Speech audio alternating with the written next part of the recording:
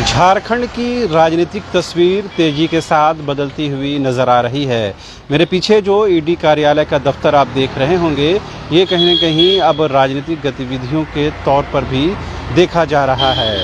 आप देख पा रहे होंगे किस तरह से ईडी कार्यालय में फ़िलहाल सन्नाटा पसरा है, लेकिन अब से थोड़ी देर पहले मुख्यमंत्री के प्रेस सलाहकार अभिषेक प्रसाद उर्फ पिंटू यहाँ पर पहुँचे हैं। दरअसल ईडी ने 1 तारीख को ही उनको समन करके बुलाया था, जिसमें उनको हाज़िरी लगानी थी। हालांकि वो किसी कारण से वो नहीं पहुंच पाए, जिसके बाद आज वो ईडी कार्यालय पहुंचे हैं, वो भी अपने वकील के माध्यम से।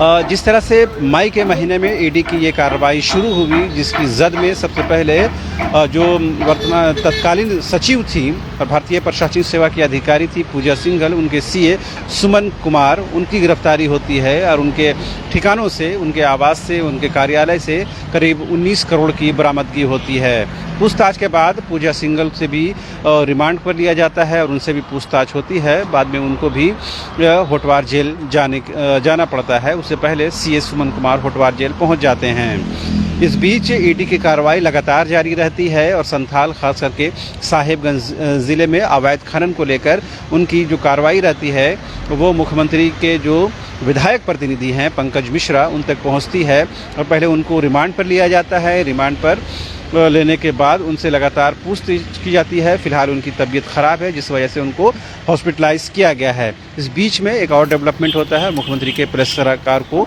यहाँ पर समन करके बुलाया जाता है। अब से थोड़ी देर पहले जिस तरह से हम लोग बात भी कर रहे थे झारखंड विधानसभा के मानसून सत्र के दौरान, और विभिन्न विधायकों से जिस तरह से बात हो रही थी, उसमें जो एक वरिष्ठ विधायक हैं सरयू राय, उन्होंने कहा कि झारखंड की राजनीतिक तस्वीर बेहद तेज़ी के साथ बदल रही है। उन्होंने आरोप लगाया किसी एक दल पर नहीं, किसी एक संगठन पर नहीं, किसी एक विचारधारा पर नहीं। उन्होंने कहा कि झारखंड समेत पूरे देश में यूँ कहें तो राजनीति का व्यावसायीकरण हो गया है, जिसका उदाहरण, जिसका एग्जाम्पल आप तमाम प्रदेशों में देख सकते हैं। झारखंड भी उससे अछूता नहीं है। इस बात की पुष्टि कहीं न कहीं जो वर्तमान में बीजेपी के जो विधायक है सीपी सिंह, वो भी करते हैं। कहते हैं कि राजनीति बदली है, इस बात में कोई शक नहीं है।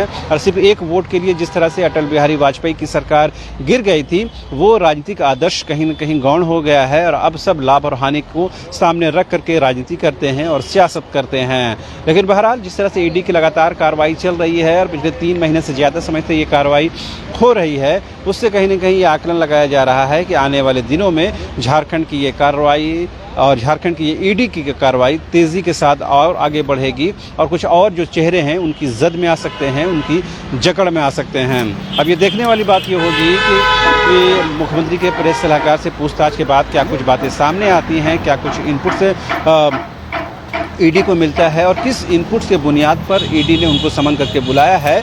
जब क्रॉस एग्जामिनेशन होता है और आमने सामने बैठा कर जब पूछताछ की जाती है, तो बहुत सारी तस्वीरें साफ हो जाती हैं। लेकिन फ़िलहाल चूँकि झारखंड की जो पूरी राजनीति है वो ईडी दफ्तर के आसपास ही नज़र आ रही है, उसकी वजह से कहीं न कहीं ईडी के एक समन को लेकर राजनीतिक गलियारों में चर्चा का बाजार आम रहता है। अब देखने वाली बात यह होगी कि इस पूछताछ के बाद झारखंड की राजनीतिक दशा और दिशा कितनी बदलती है।